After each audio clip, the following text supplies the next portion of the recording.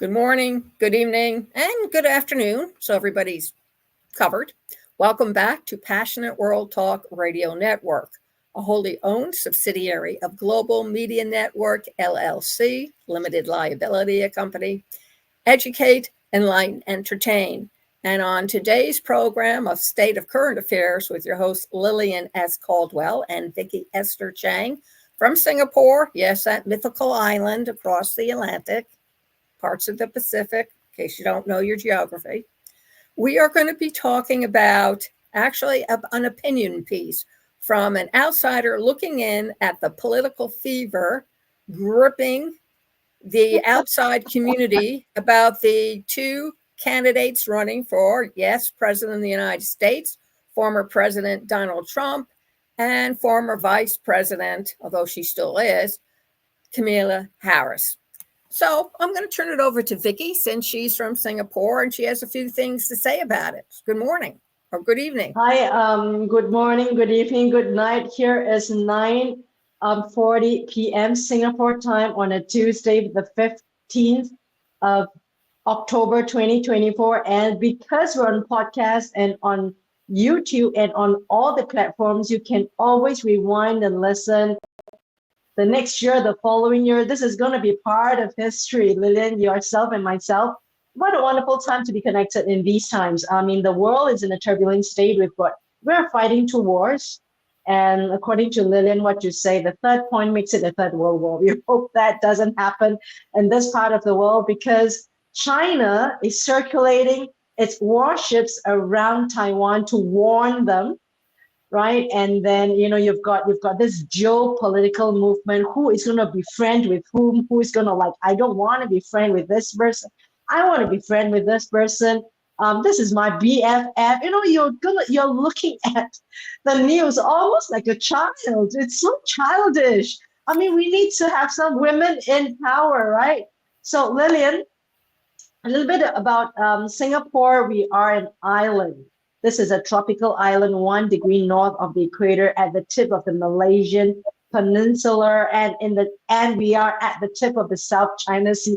That's where all the action is happening right now. So you've got the South Koreans aligning with the Philippines, and then Singapore is trying to be independent, and you've got China trying to buy into friendships around, and you've got the Quad Association or the Quad Alliance between UK, Australia, US, and I think the Philippines or Japan, the Quad.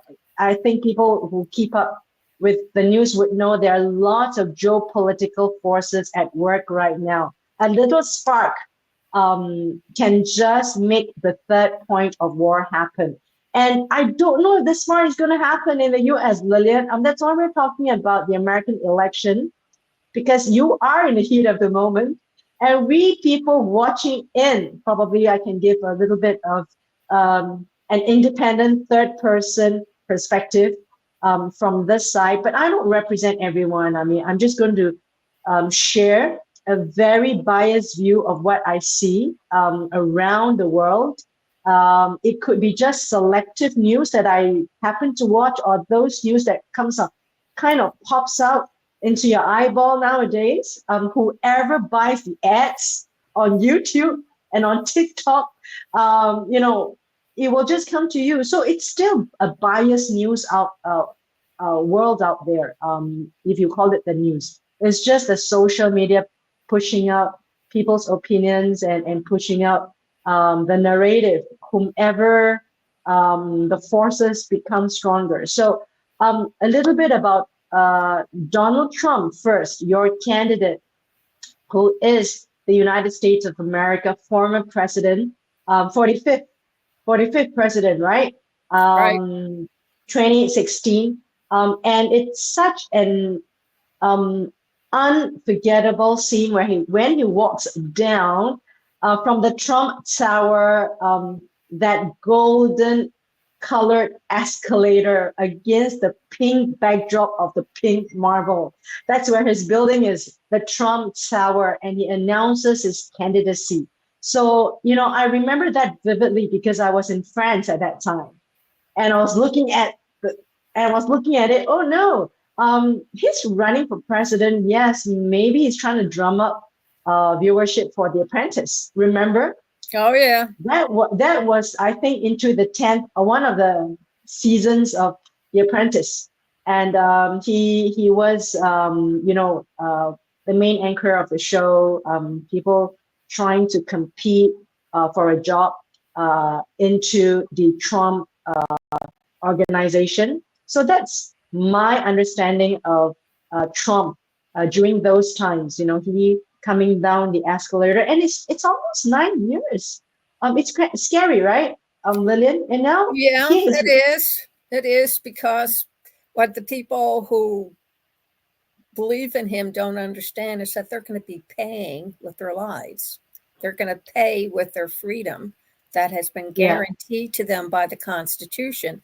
And they don't understand that there are three forms of payment: the beginning, the middle, or the balloon payment at the end. I mean, the guy has come out and promised them everything they want to hear. But what he doesn't tell them is that there's a big payment that they're going to have to give up in exchange. And yeah, Daddy Warbucks has no intention of leaving office. He's establishing yeah, his family as the Caesars of America.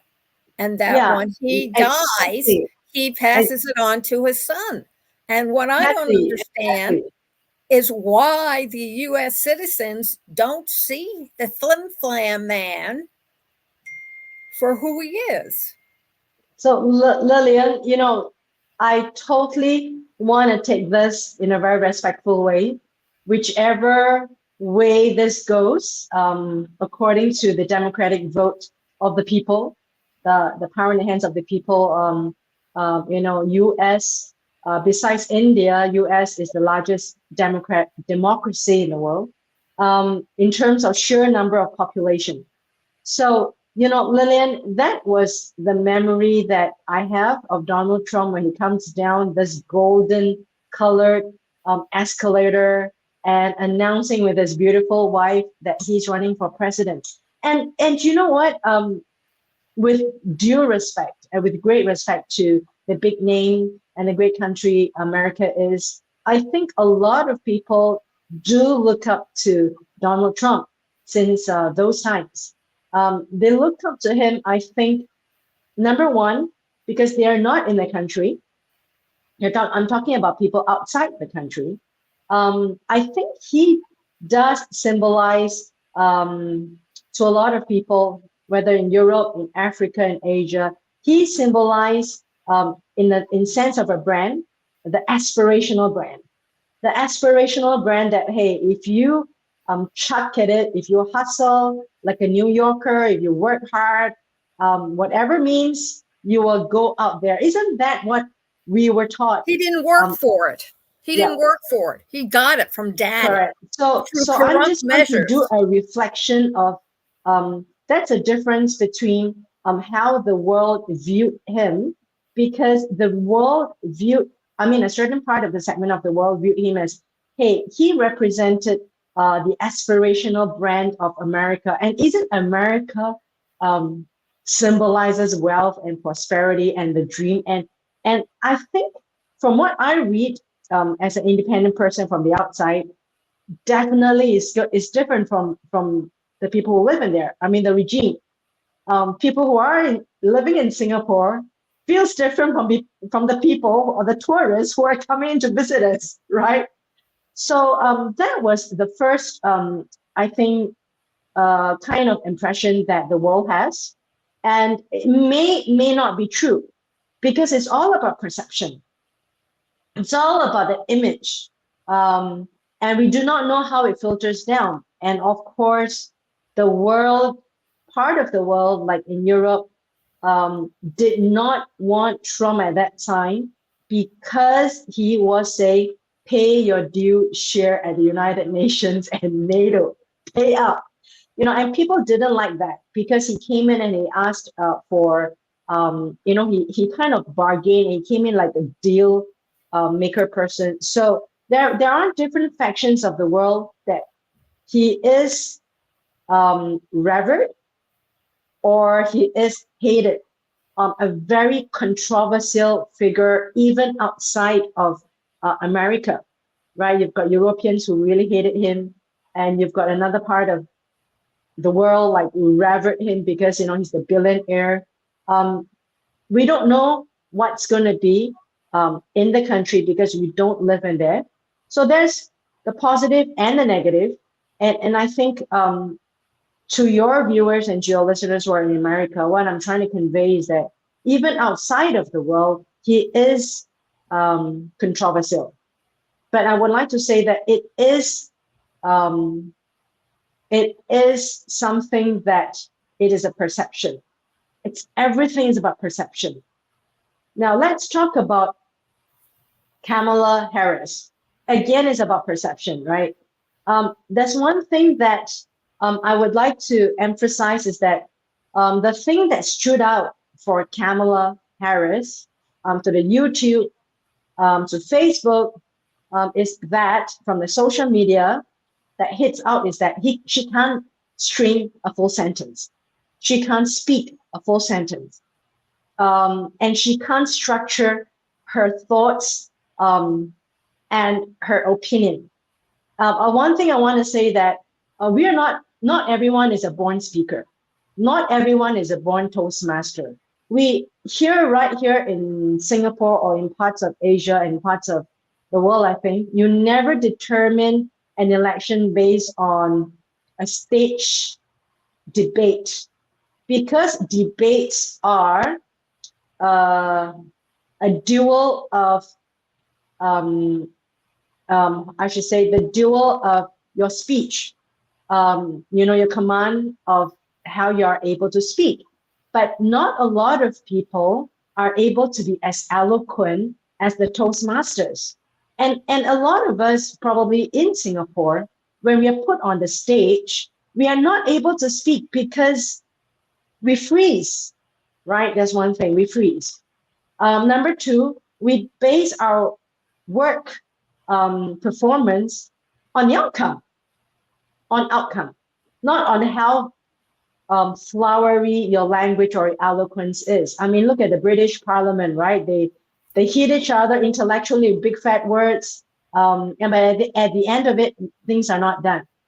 So I'm just going to say, yes, independently, some people can't speak eloquently. It does not equate to non-performance and non-outcome. It could, or it could not. So there is a correlation, but it's not a direct correlation. That's what I'm trying to say. If you can speak well, and if that equates to action and performance, then I think Shakespeare would have been the greatest leader in the world, right? The greatest writers, the greatest orators. We are not talking about oratorical skills here. And a lot of us can't speak well, Lillian. So I'm just going to say that to be independent, speech and oratorical skills and oratorical ability is not a reflection of performance, action, and deliverables. This is what I'm just trying to say. They could correlate, they could not correlate. That's just what I'm trying to say. And there's no one formula.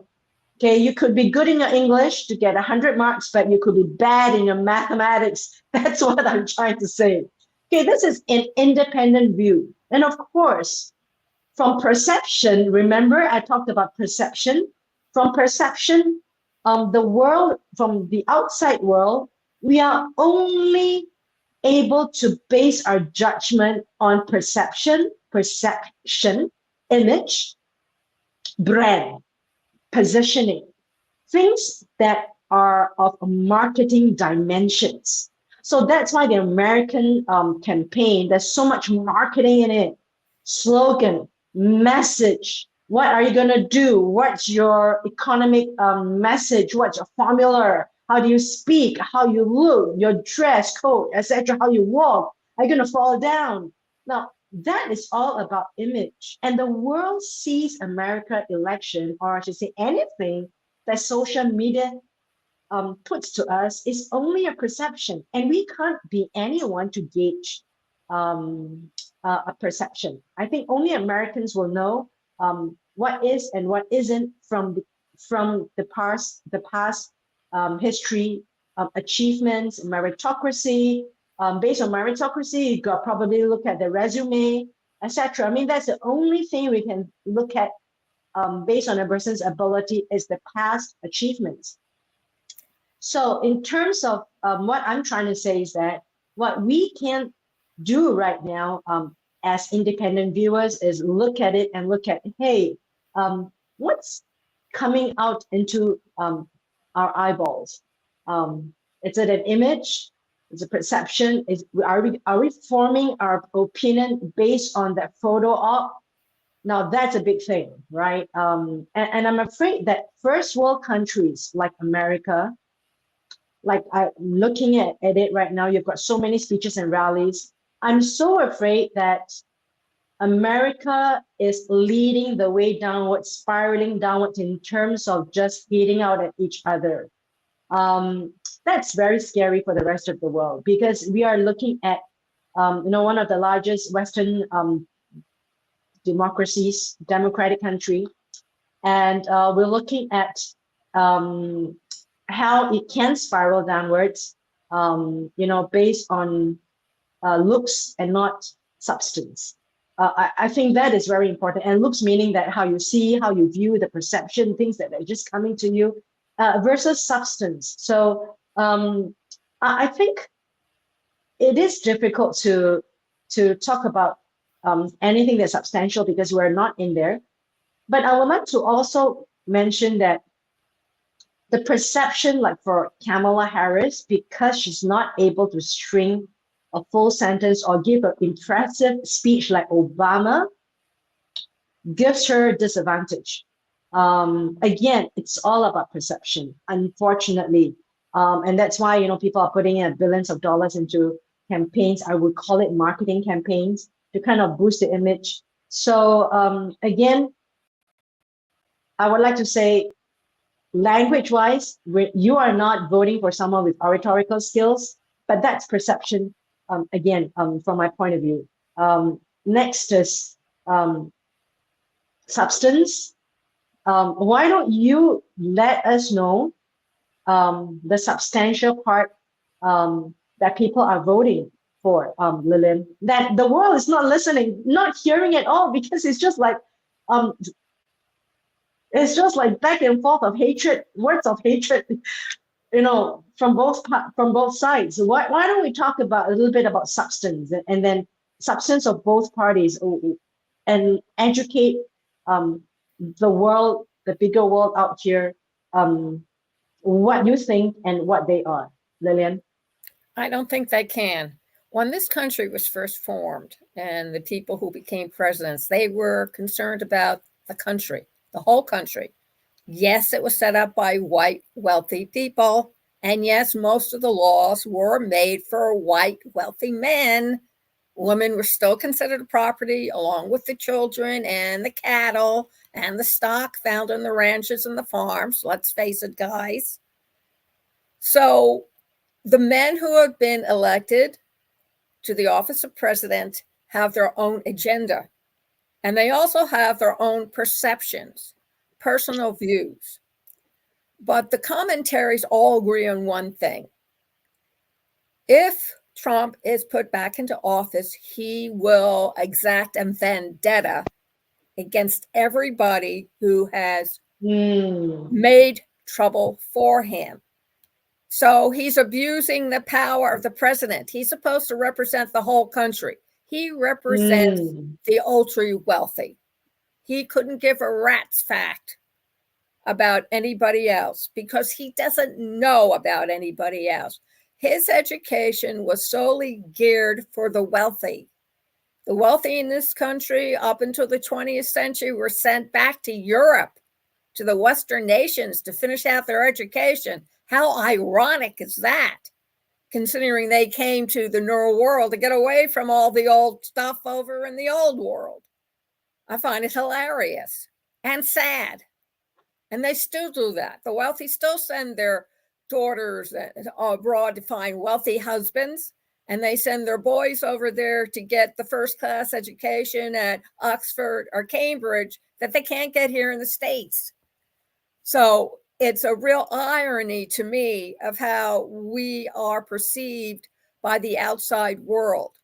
Let me give you an example. In the old days, clowns were very nice and funny and friendly, and you did everything to bring your kid to the circus to see the clowns and this and that. And then all of a sudden, the perception of being a clown changed into a nasty, devilish, demon person who would cut off your nose to spite your face just for enjoyment. Perception. When you look at a clown, I still see somebody who makes those little balloon things. When we were growing up in the 50s, we were taught that people in authority, like policemen and the firemen and doctors and nurses and all that, would be treated with respect. The perception has changed. We were brought up in the 50s to respect the people in Congress and the Senate. Now, most of them are multimillionaires and have no clue who they're really representing, except their own self-interest. They're very much out of touch. The standard wage, where they tried to keep down at $5, $6 an hour, saying that was enough for anybody without a proper education. And yet when my station sent 2 senators in Chicago a challenge to live off what they can make a minimum wage, they wrote back and said, we couldn't do it. We only lasted 3 days. It didn't work. And now, of course, over in California, the minimum wage starts at $15 an hour, and everybody's shocked. They shouldn't be. If you have a family of 4 or more, $15 an hour for the kind of work one needs to do is laughable, because they're taking on humans and they have to deal with these strange humans no matter what kind of temper they're in, what kind of mood they're in, what kind of behavior they're exhibiting with their children or babies or lunatics who walk in with guns, knives. So they should be getting paid a lot more than 15. It doesn't cover what they have to put up with. The same thing with nurses who are abused and punched and kicked and shot at. So Lilina, I've got 3 questions. Okay. Very quickly from the independent point of view. Number 1, just something that I'm going to shoot out. We could continue this next week or certainly quickly. Number 1, if Donald Trump has still been the president, do you think the Ukraine war would have broken out? First question. Second question, do you think he is the deal maker that he says he is, knowing that the world does not live in America and the world does not see what goes on in America? Like, we don't know about the minimum wage, the struggles and the quarrels that the politicians have. We just look at big news, right? The question is, now he has dealt with a lot of big issues like having peace deals and peace treaties amongst potential warring factions in the Middle East, right? You've got the Israelis signing a peace deal with the Middle Eastern countries, but it wasn't played out in the big media in a big way, but it was held, it happened. And he tried, of course, for whatever vanity reasons, he tried to reach out to North Korea, Kim Jong-un, and that peace talk happened in Singapore, and Singapore sponsored Donald Trump and Kim Jong-un here for 20 million just for 3 days. Security, right? We sponsored that. And they chose Singapore, of course, we being independent in the oceans here. Now, the third question is for Kamala Harris, because we don't know her, because he wasn't on The Apprentice. He wasn't on the world headlines. We don't have a lot of her videos because we're outsiders, right? But when we look at someone like Donald Trump, we could look at some of his motivational speeches. He was speaking here when he was young, and he was like good looking, and was making deals when he was so good looking and young. And people were saying that, hey, he should be the mayor of New York, etc. Now juxtapose this from the outside world. I'm looking at it and explaining to you, giving you feedback. Probably the disparity in perception. You know what I'm trying to say? So my question is, because we do not know a lot about Kamala Harris, what kind of credentials does she have besides being the Attorney General of New York and having prosecuted some of the druggies? Tell us what has she accomplished and what she can do when she is elected as president. I think we don't have a stake in American election, but I think it's always good for you as an American juxtapose your view and our view, because we don't have a lot of internal news. Nobody knew about Adolf Hitler until he came to power. Nobody knew about Castro except that he was a robber and he was in rebellion against Cuba government. Nobody knew about Stalin. He was one of those newfangled commies. And nobody knew about Mussolini. And yet the world got to know them. Some people bought in the myths about them, and other people saw the monsters that were there. Donald Trump is a monster. I grew up with him. I lived in New York. I know what his father did in the slums with his tenant houses. I know you folks don't get that information out there, but I know that he is just as dirty and corrupt as were the Kennedys, who made their fortune out of bootleg liquor that they had delivered illegally. I'm no worshiper of the Kennedys either. So, perception, yes. But if I was in another country, I would look very closely at what this man is, not who he is, but what he is. So he's Well charismatic. said. Fine. Well said. My son is charismatic. He's had more homosexuals try to pick him up during his lifetime than we can count. Don't ask. He's as straight as you can come, but they're always trying to pick him up. It's fascinating. You had no idea what he likes or dislikes. He talks to people for how they want to hear from him. He tells them what they want to hear. You mean Donald Trump? Yes. He's that type of person. If he believes he can go over to the Ukraine and stop the war, I just wonder how much a price the United States and the Ukrainian people are going to pay, because Putin isn't going to stand for it. There are two countries of NATO allies, who are preparing for World War III. Two of them. Now, if it had been Holland, one, right? Yeah, there are two of them. And these were the folks who sat out World War II. They were neutral, which really makes you think twice. They're preparing for war.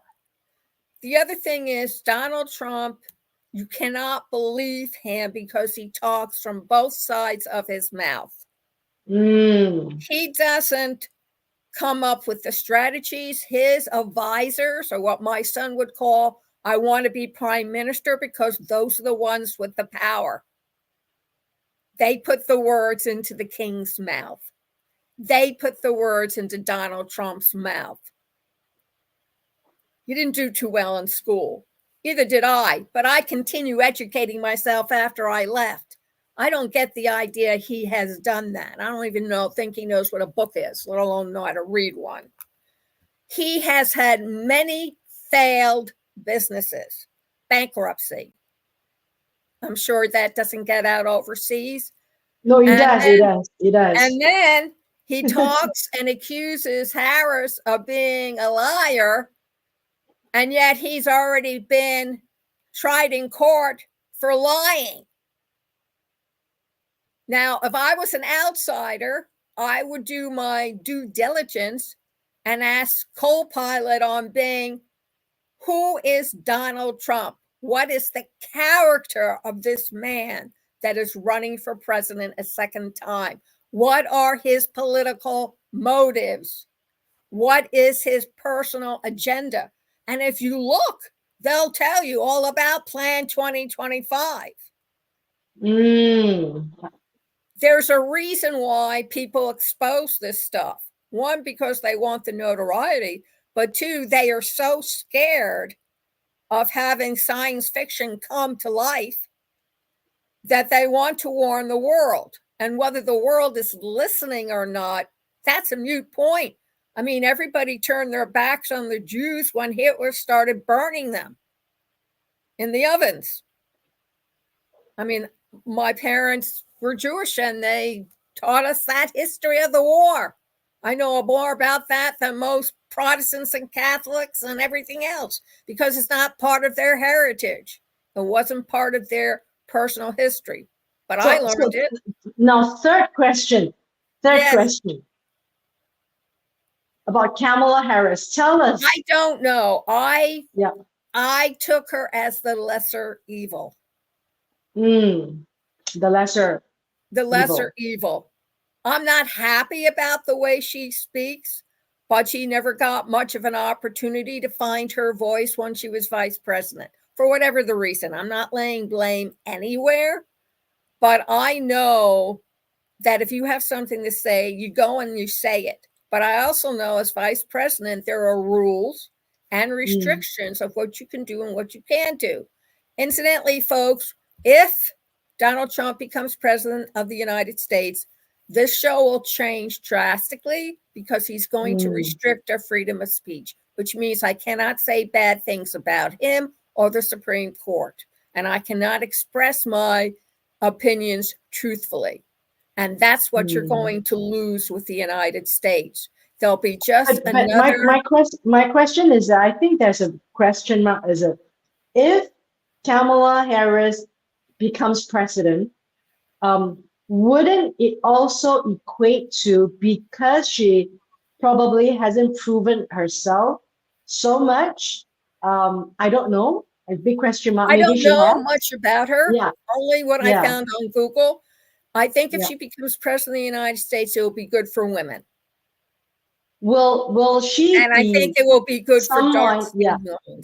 Will she be someone to be able to be controlled by forces behind her? I think all presidents are controlled by people they owe favors to, who got them into power. Who bought the power. Let's not be naive. I mean, I've been told I'm very naive, but politically, totally agreed. You need to have powerful friends. Mr. Musk, for example, who's spending billions for Trump to buy people's vote. End of story. That's what he's doing. He's getting his wealth out there. For Camellia, I don't know what to say. I really don't know her. Not the way I knew some of the previous candidates, because there were things written about them that I could associate with. But I do know we need a woman president. I do know who didn't have such controversy but I think background. I think you're always going to have somebody controlling somebody. When people talk about utopias, for example, I laugh because a utopia is a form of single rule that everybody has to meet the same provisions to be equal. And what do they give up? Their freedom. And people do not perceive that. I think Camellia would be a fresh breath of air. Whether or not she'd be an effective president, the jury's still out. I mean, I love the way that you analyze it. Yes. And about a mama. And you have put in your vote already, right? Sent in your vote. Already put on my vote.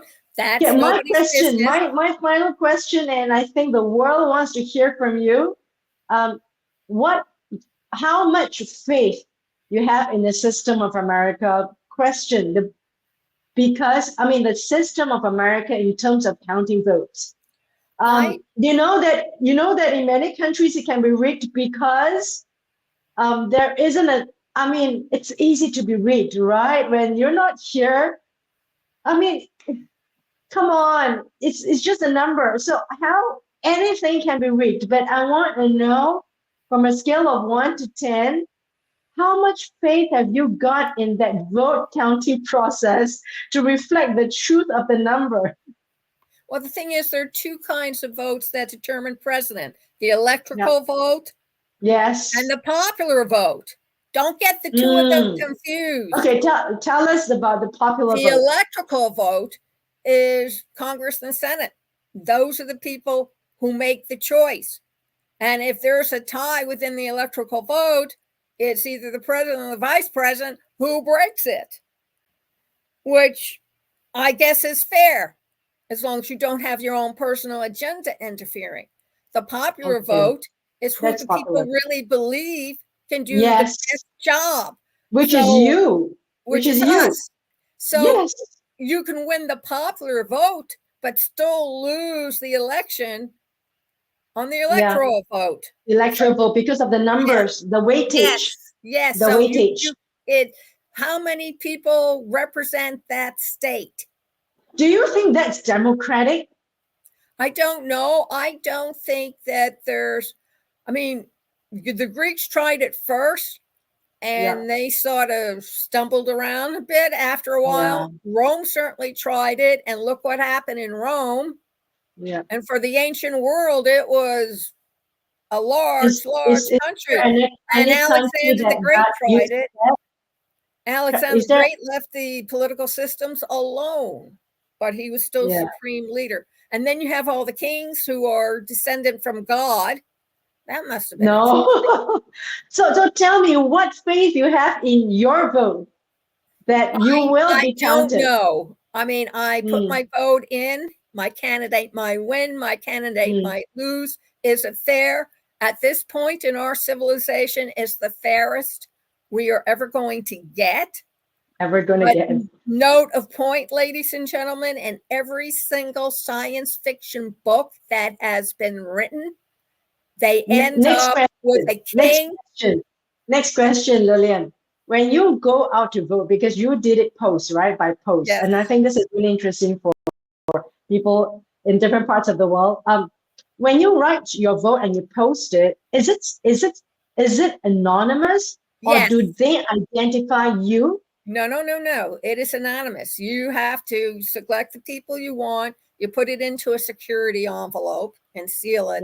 And then you put it in the second envelope and it goes straight to wherever they count the ballots. Can anyone identify? They don't. You have to sign the envelope so they know that you mailed it back in, but they cannot open it into the election you, right? day. Excuse me? I know, but the system can identify you. Am I right? I don't know. Because I'm not. You're asking me a question I cannot answer. All I know is what I do, and I have to sign the envelope saying that I did fill the ballot out, and I'm sending it in on such and such a date, so it arrives before November 2nd. I'm interested in that process because I don't think they open up.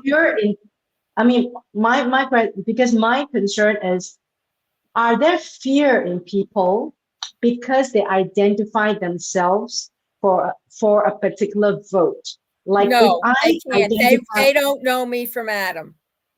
They don't know. So you will not be able to identify with your vote. They don't know whether I'm a Republican, a Democrat, a conservative, an independent, right wing, left wing. They don't know that. Will they be able to identify where you live and what your name is? They know what my name. They don't know my name. Everything's done by your social security number. They can identify you. Yeah, well, so can most of the dark web now that Experian was breached. So what else is new? I mean, everybody in the United States has had their social security floating around the dark web now for a couple of years because all the big companies have all been hacked. So what? I mean, the name Elizabeth Caldwell is as common as Smith and Jones. But there are distinguishing things. that make me an individual for all the other Elizabeth Coles out there, and the people who need to know that information have that information, so they know it's not me.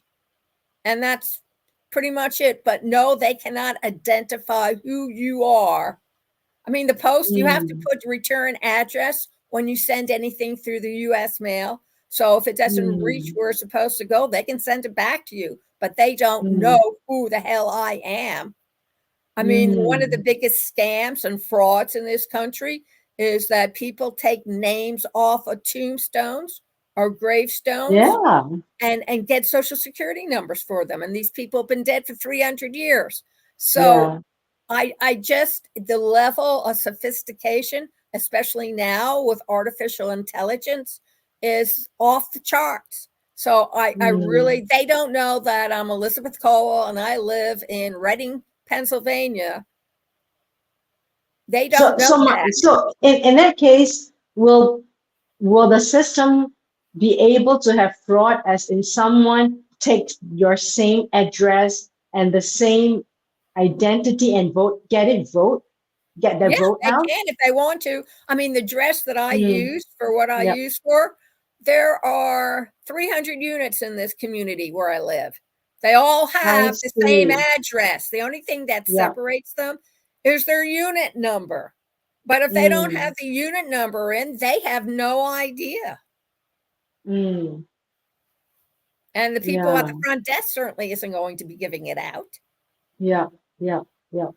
But that means there is a slim chance of fraud.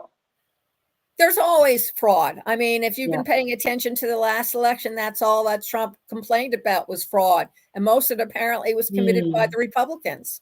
So I think there's always a chance of fraud when there's an election. Just like there's always a chance of fraud for having your social security number or your credit card stolen.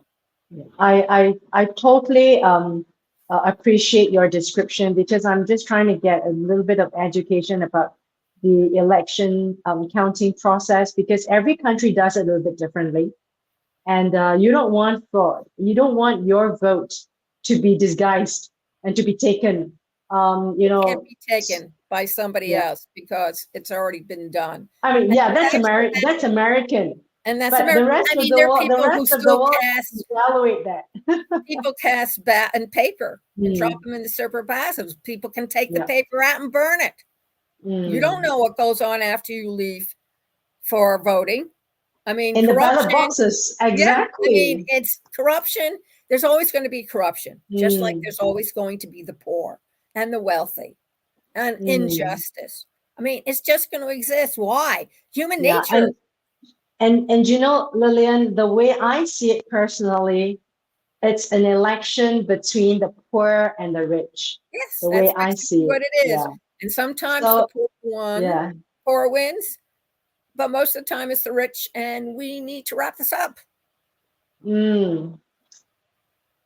I totally appreciate your transparency, because it's an education, right? We come from different countries, and people who are listening in, they could be from China. That's why I am very intrigued, and I think people are intrigued how the process actually works, because coming from you, the voter, and not reading it from Wikipedia, makes a huge difference. And it's not like reading off CNN or Fox News, etc. It's from somewhere, but coming from you, I think it's very illuminating for the world. Definitely, people are going to tune in after now. People are going to watch YouTube, and they're going to look at this from all the various platforms, and including communist countries. They are going to be educated on a democratic voting process, and they will evaluate in their minds, hey, is my process democratic? Are we close, or how close we are to something that is likened to what you're doing? So thanks, Lillian, and thanks for me trying to poke you, because I think we wanted to, I mean, I really wanted to know like how it is, and I think I maybe a segment of the audience, I represent them, still thinking like how a democratic process is. You have to understand there are a lot of variables involved. A person's perception, how they're brought up, their behavior, their belief, and their faith. Big part of it. What color Mm, they are, economic, cultural, all the stuff figures into how a person's going to vote. And you have to understand that some of the greatest people in the United States during the yeah. 1930s thought Hitler was a Mm, swell guy because that was their perception. I'm not going to say they were wrong because I don't have the right to judge them for what they believe in. And I don't want to judge them because my judgment may just be as bad as theirs. But the thing of the matter is, that's what freedom means, that to follow what you think is right, whether it's wrong or evil to the rest of the people. under no climate of fear. There's no climate of fear yet. Yet. I point out to people we're one of the few countries that do not have armed troops Mm, AK-47 walking the streets. That's enormous.